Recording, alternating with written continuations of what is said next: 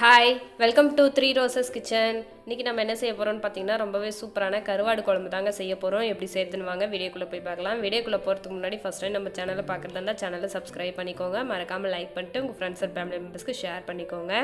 இப்போ இந்த கருவாடு குழம்பு எப்படி செய்யறதுன்னு பார்க்கலாங்க.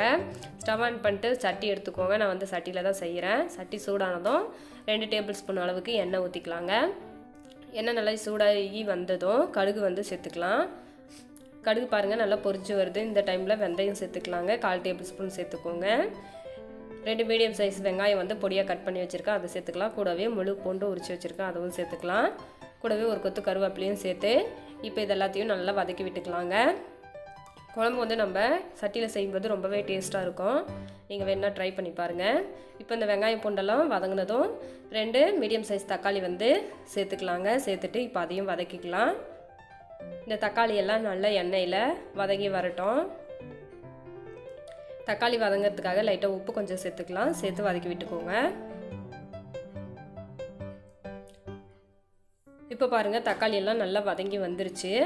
இப்போ இந்த டைமில் நம்ம கட் பண்ணி வச்சுருக்கிற காய்கறிகளை வந்து சேர்த்துக்கலாங்க. நான் வந்து இன்றைக்கி என்ன காய் சேர்த்துருக்கேன்னு பார்த்தீங்கன்னா முள்ளங்கியும் கத்திரிக்காய் அப்புறம் மொச்சை, இது 3 சேர்த்துருக்காங்க. மொச்சை சேர்த்து செய்யும்போதே ரொம்ப டேஸ்ட்டாக இருக்கும். கூடவே முள்ளங்கியும் கத்திரிக்காயும் சேர்த்துக்கோங்க. ரொம்ப டேஸ்ட்டாக இருக்கும் குழம்பு. இது வந்து பார்த்திங்கன்னா பச்சை மொச்சை தாங்க. நல்லா வந்து விளைஞ்சிது, அதனால் இந்த மாதிரி இந்த கலரில் இருக்குது. நல்லா விளைஞ்சி வந்துருச்சு. இப்போ இதெல்லாம் சேர்த்துட்டு மிக்ஸ் பண்ணி விட்டுக்கலாம். மிக்ஸ் பண்ணதுக்கு அப்புறமா குழம்பு மிளகாத்தூள் வந்து நான் 3 டேபிள் ஸ்பூன் வந்து சேர்த்துக்கிறேங்க. சேர்த்துட்டு இது கூடவே 1 டேபிள் ஸ்பூன் தனியாத்தூள் வந்து சேர்த்துக்கலாம். சேர்த்துட்டு இப்போ இதையும் நம்ம வதக்கி விட்டுக்கலாம். இந்த மசாலாவோட பச்சை வாசனை போகிற அளவுக்கு நம்ம வதக்கிக்கலாம்.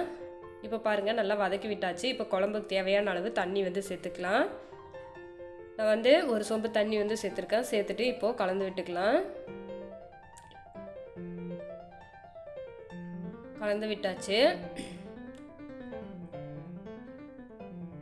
கலந்து விட்டுட்டு இப்போ குழம்புக்கு தேவையான அளவு உப்பு வந்து சேர்த்துக்கலாங்க.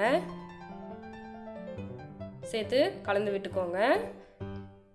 தட்டு போட்டு மூடி வச்சுக்கலாம். இது ஒரு 5 நிமிஷம் நல்லா வெந்து வந்ததுக்கப்புறமா புளி கரைசலை வந்து ஊற்றிக்கலாம். இது வந்து பார்த்திங்கன்னா நல்லா ஒரு பெரிய எலுமிச்சம் சைஸ் அளவுக்கு புளி வந்து கரைச்சி வச்சுருந்தா அதை வந்து சேர்த்துக்கிறேன். இது வந்து பார்த்திங்கன்னா நல்லா கருப்பான புளிங்க, பழைய புளி. சேர்த்துட்டு இப்போ கலந்து விட்டுக்கலாம். கலந்து விட்டு தட்டு போட்டு மூடி வச்சுட்டு ஒரு கொதிச்சு வந்ததும் நம்ம கருவாடு வந்து சேர்த்துக்கலாம்.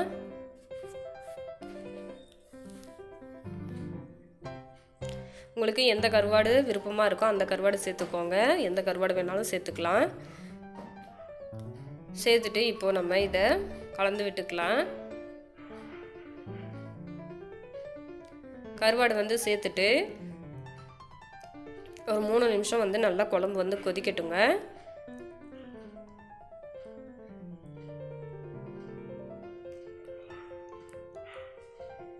பாருங்கள் இப்போது கருவாடு சேர்த்து கலந்து விட்டாச்சு.